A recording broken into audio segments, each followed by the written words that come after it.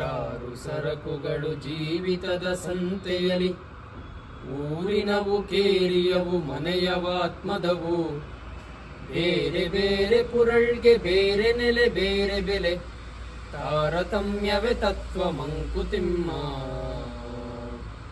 ನಾವು ಮಾರ್ಕೆಟಿಗೆ ಹೋದರೆ ಬೆಲ್ಲ ಒಂದು ಕಡೆ ಒಂದು ಬೆಲೆ ಇತ್ತು ಅಂತಂದರೆ ಇನ್ನೊಂದು ಕಡೆ ಇನ್ನೊಂದು ಬೆಲೆ ಇರುತ್ತೆ.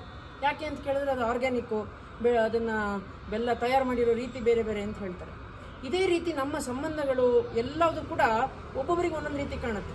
ಉದಾಹರಣೆಗೆ ರಾಮಾಯಣದಲ್ಲಿ ಸೀತೆ ರಾಮನಿಗೆ ಪ್ರಿಯವಾದ ಹೆಂಡತಿ ಥರ ಕಂಡ್ರೆ, ಲಕ್ಷ್ಮಣನಿಗೆ ಮಾತೃಸ್ವರೂಪಿಯಾದ ಅತ್ತಿಗೆ ಕಂಡ್ಲು. ಅದೇ ಆಂಜನೇಯನಿಗೆ ಸಾಕ್ಷಾತ್ ದೇವತೆ ಲಕ್ಷ್ಮಿನೇ ಕಂಡ್ಲು. ಆ ರೀತಿ ಬೇರೆ ಬೇರೆಯವರಿಗೆ ಬೇರೆ ಬೇರೆ ಸಂಬಂಧಗಳು ಕಾಣಿಸುತ್ತೆ. ಒಂದು ರೀತಿ ತಾರತಮ್ಯದಲ್ಲೇ ನಮ್ಮ ಈ ಪ್ರಪಂಚದ ತತ್ವ ಇರೋದು ಅಂತ ಹೇಳ್ತಾ ಇದ್ದಾರೆ ಗುಂಡಪ್ಪನವರು. ನಮ್ಮ ಮನೆ ಒಳಗಡೆ ಆಗಿರ್ಬೋದು, ಊರಿನಲ್ಲಾಗಿರ್ಬೋದು, ಕೇರಿಯಲ್ಲಾಗಿರ್ಬೋದು, ನಮ್ಮ ಬೆಲೆ ಆಗಿರ್ಬೋದು, ಸುತ್ತಮುತ್ತ ಇರುವಂತಹ ವಸ್ತುಗಳ ಬೆಲೆ ಆಗಿರ್ಬೋದು, ಅಲ್ಲಲ್ಲಿಯ ಆ ಪ್ರದೇಶದ ವಿರಳತೆ ಸರಳತೆಗೆ ತಕ್ಕಂತೆ ಬೆಲೆ ಬೇರೆ ಬೇರೆ ಇರುತ್ತೆ. ಈ ತಾರತಮ್ಯನೇ ಈ ಪ್ರಪಂಚದ ತತ್ವ ಅಂತ ಹೇಳ್ತಾರೆ. ನಮಸ್ಕಾರಗಳು.